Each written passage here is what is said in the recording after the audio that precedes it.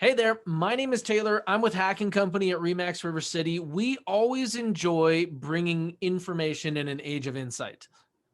Actually, we enjoy the other way, bringing insight into an age of information. So we bring in trusted experts to help you decode what's going on in the marketplace.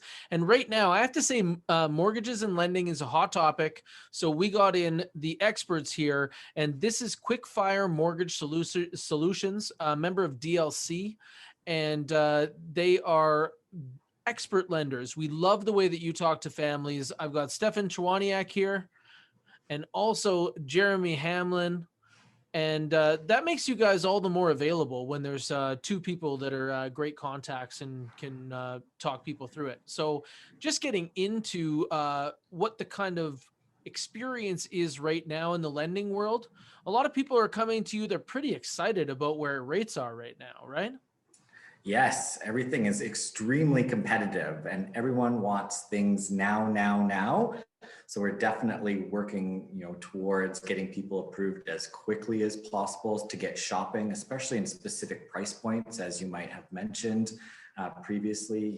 The opportunity to be able to take advantage of some of the, specific price points in housing and the interest rates is definitely one of those hot topics for sure. That's no doubt, because really the way that dollars are stretching these days is incredible. So taking a look at what people might have considered if they were thinking about making this change like 2 years ago, their reference points would be off right now. Like what they could qualify for, given how stress tests have changed. Like what's it like every day when you're talking to people and they're more excited, because that's not always the way it is in lending, right? No, you're 100% correct.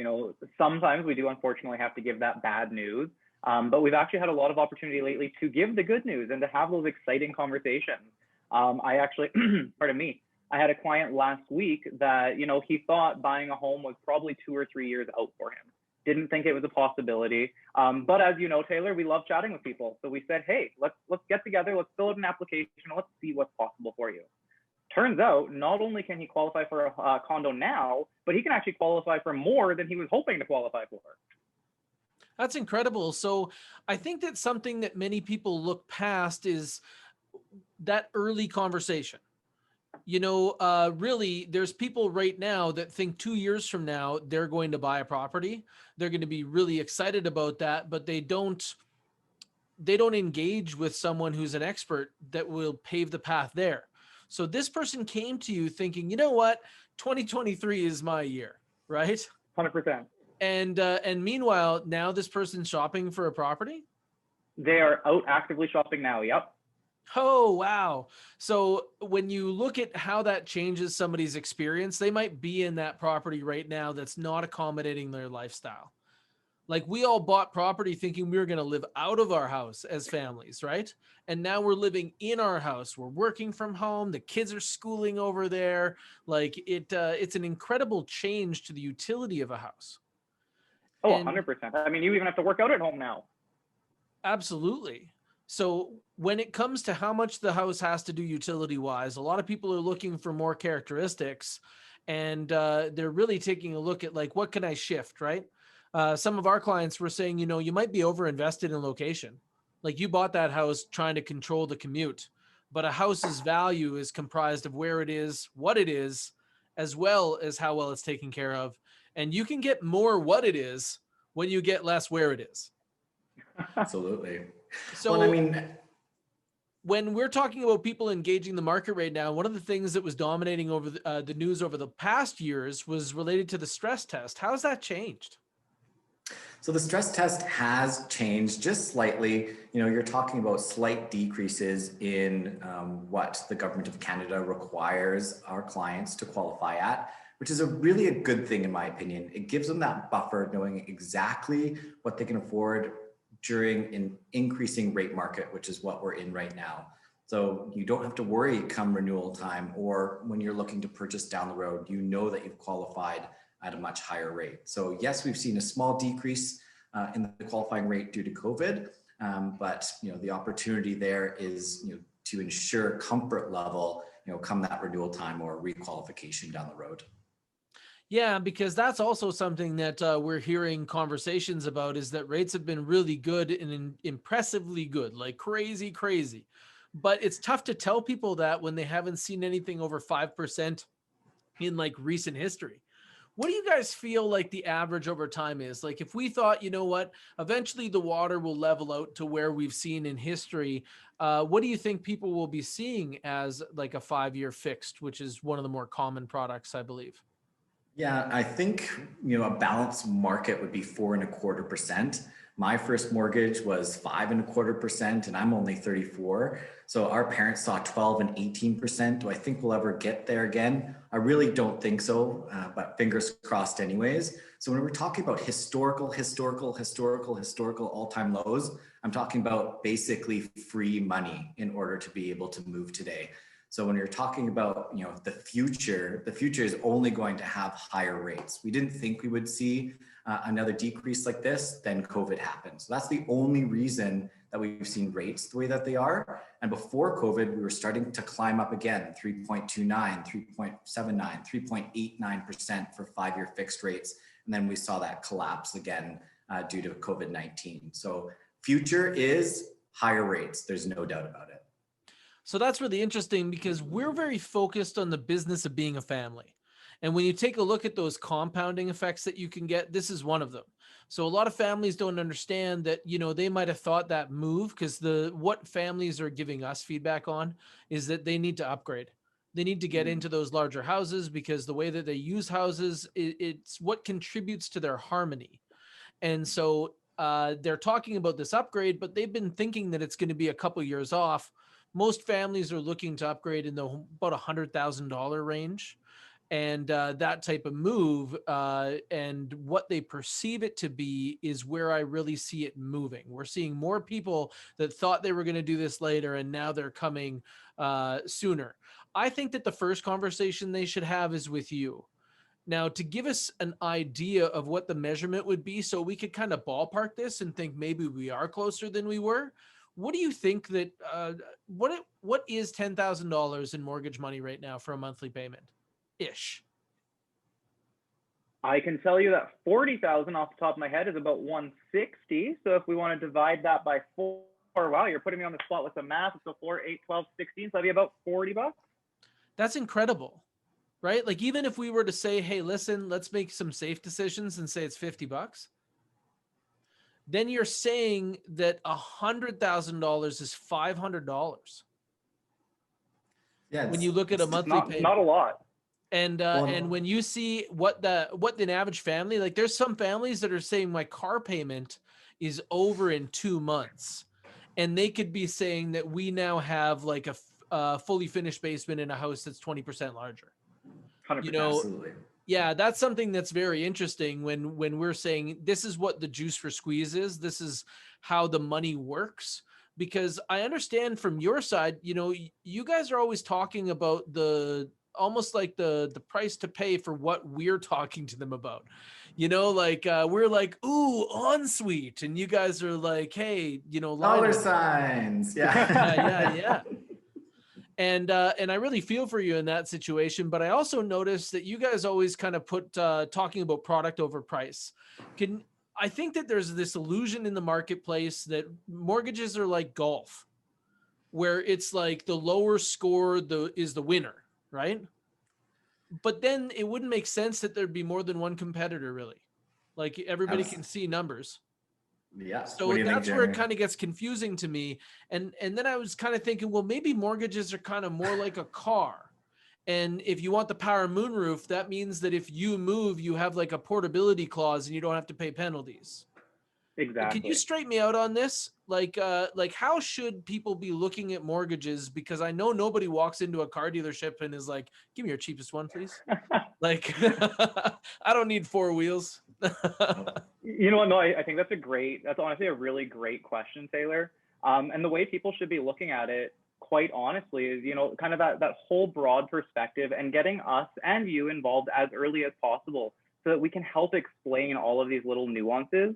I mean, at the end of the day, Stefan and I are firm believers that rate should not be the most important thing. Yes, a good rate is important, and yeah, we all want to save money. But would you rather, save $500 or have a product that is exactly what you want? It is portable. Maybe you're going to move in a couple of years. You're a young family buying a condo, talking about having kids. Chances are you're not going to stay in that 1-bedroom, 700 square foot condo for your full 5 years, right? You're probably going to be moving maybe year 2, maybe year 3. So we want to get you in a product that has a rate that works for you, of course. But also in that case, maybe it's portable, like you had mentioned. Maybe it has a lower payout penalty so that when you are breaking that term, you don't have to worry as much. Ultimately, at the end of the day, what people should be focused on and what they should be paying attention to is making sure that not just the rate box is checked off, but all of your real estate goals, all of those requirements. The mortgage needs to tick all of them off. And let's be honest, even the best mortgage out there with the best rate still has a drawback or two. And that's our job to point those drawbacks out to the clients. Maybe it's a mortgage where, the payout penalty is a little higher, but that particular client did care more about rates. So that's fine. Or, we just want to make sure at the end of the day, the client is always comfortable and educated in the product that they are purchasing. That makes a lot of sense for me, but that's not how mortgage appointments actually go. I know that if I go into your office, it's going to be like an exam. It's probably going to be 4 to 7 hours, something 310 questions. There's going to be information that you pull on me from my past, like maybe some police records or whatnot. And then you'll ask me for explanations until my ears bleed. And then you'll talk to me about how under what I wanted you're going to give me. That's my perception of a mortgage appointment. And you guys are telling me you're talking about lifestyle.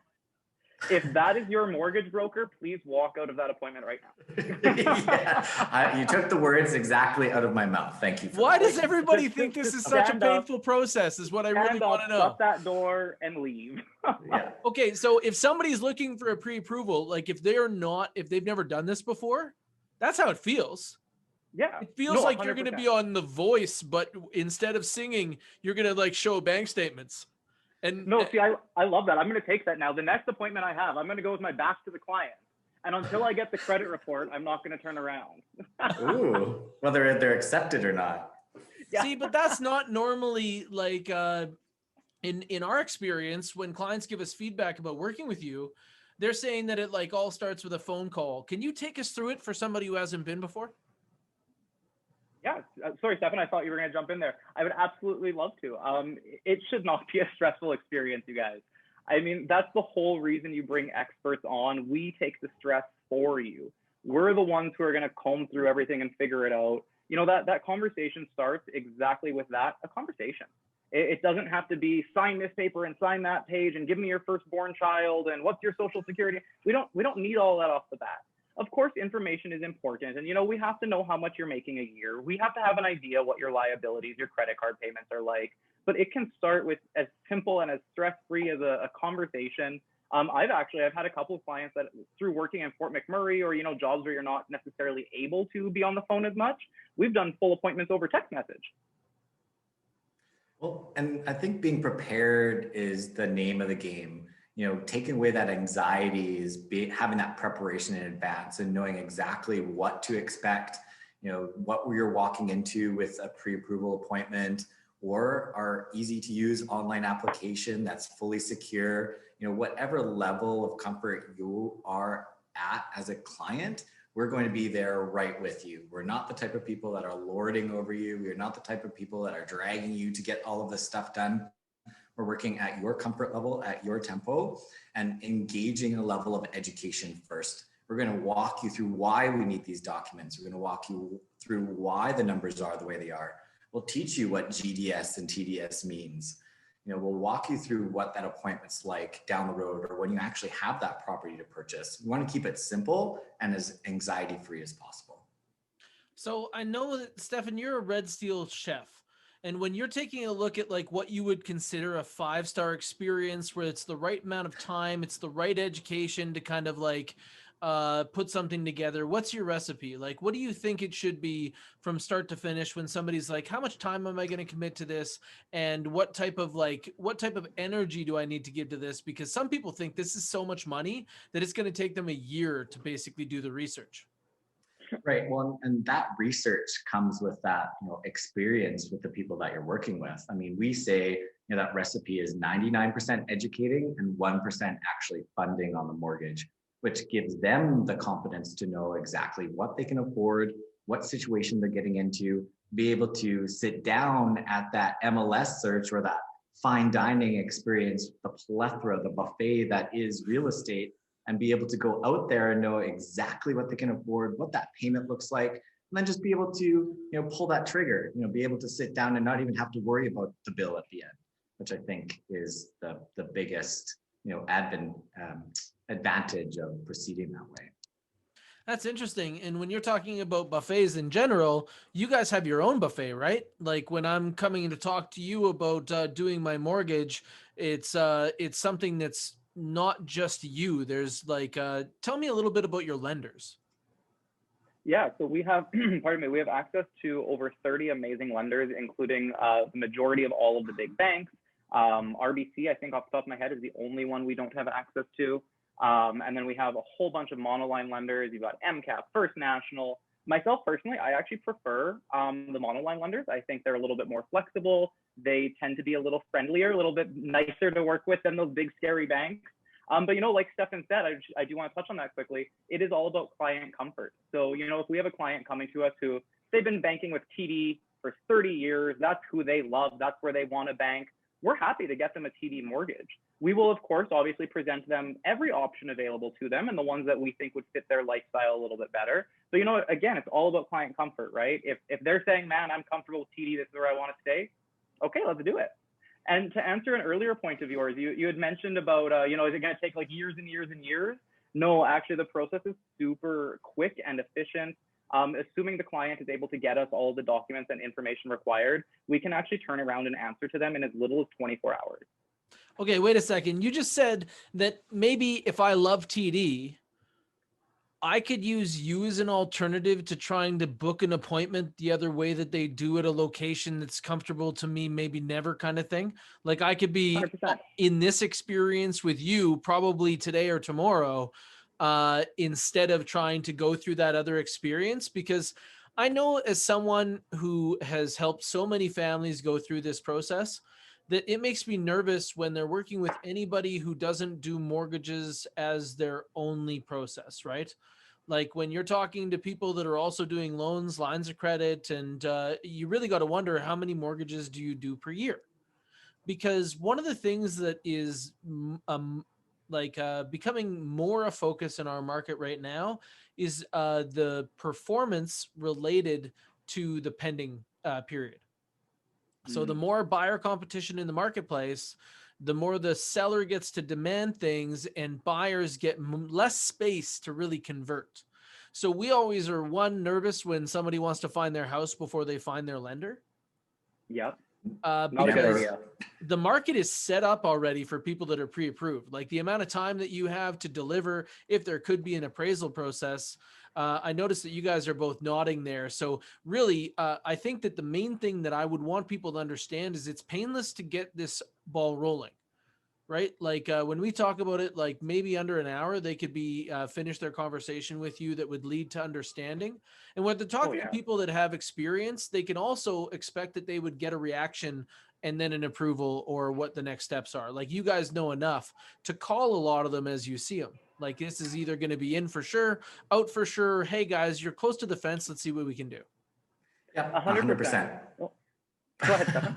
It's like we're a team or something. So absolutely, I totally agree. The opportunity timeline to get that approval in place is part of us doing our due diligence with you well in advance, collecting that paperwork well in advance.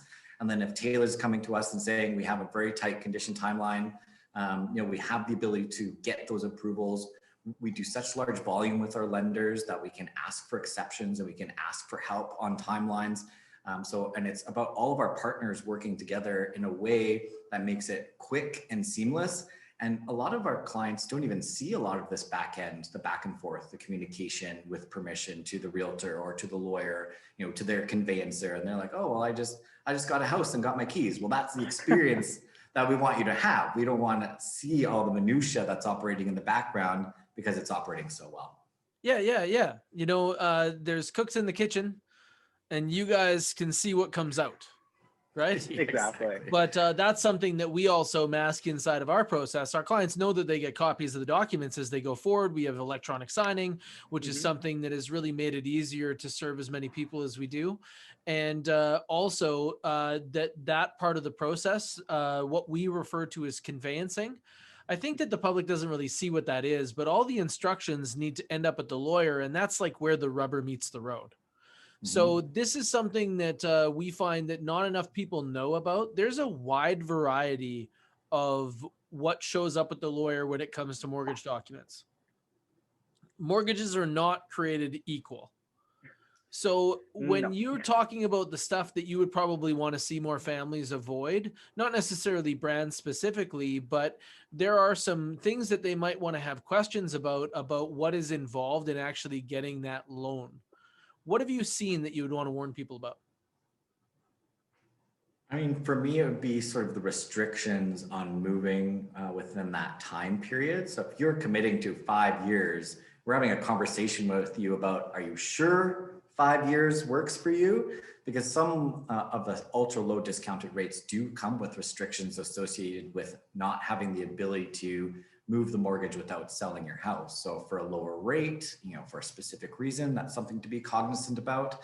And the other thing to really understand, and something that we do share with our clients, is how the penalties are calculated. That is the one biggest difference between some of the monoline lenders that we use and the big 5 banks, is how those penalties are calculated. If you calculate or Google big bank payout penalty, you're going to see penalties that are in the $25,000, $60,000 range when you're trying to break those mortgages early. Especially if there's a breakdown of something where you're not actually able to take advantage of the portability clause. It's those penalties that you have to be super cognizant and aware of, and the restrictions of the mortgages therein. See, that's what I get as being like that whole comparison of a mortgage to a car is how reliable is this? Right? Like what happens if things don't go as I planned? Because I think that there's a lot of people out there that move for reasons that they didn't see coming. Yeah, And 100%. yeah, when it comes down to that, talking about like what is your mortgage it's a missing conversation. I'm so glad that you guys touched on that when it comes down to making those great experiences in mortgages. But there's also some things that I think more people should know about options. So we were recently talking, and you were mentioning that like something that I hear a lot of Americans talk about is ADUs, accessory dwelling units. And I was like, this is new up for me. I here, don't even know what that is. about, yeah, but up here, what we're People talking Googling about is it. basement suites and garden suites. Yeah. And these things are, they've become business over the last few years in Edmonton. We saw some changes of the city of Edmonton's approach to these additional dwelling units. You can now see properties that can get a basement suite in pretty much everything. Like really the zoning requirement for where you put a basement suite was opened up drastically. And then the other thing is, provided you can accommodate the parking necessarily for the right amount of people and meet all the compliance, you can also do a garden suite. So that's an additional suite over top of your garage. And so the latest thing that we're talking to clients about is the opportunities for turbo rentals. Yeah. And in talking to you, you guys are saying that the road to this is paved by lenders. Can you tell me a little bit about what options are available for somebody who's thinking about putting suites in a house? 100%. So, I mean, first of all, what's amazing to know, anytime you are going to put a suite into the house, any potential income that you're going to get from that. So this is before you even rented it, right? We're going to do a market rents analysis. We're going to figure out what that unit would rent for. Let's just assume the basement suite's going to go for $1,000.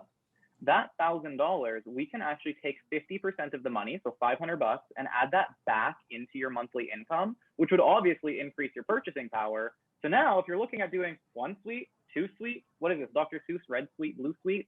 At that point, you're looking 500 times 1, 2, 3 different suites, right? That can significantly increase a person's bottom line and increase their purchasing power. And the other one, Stefan, maybe you want to take this one, is a very similar product, and that's the Purchase Plus Improvement, which would actually let you build out those suites.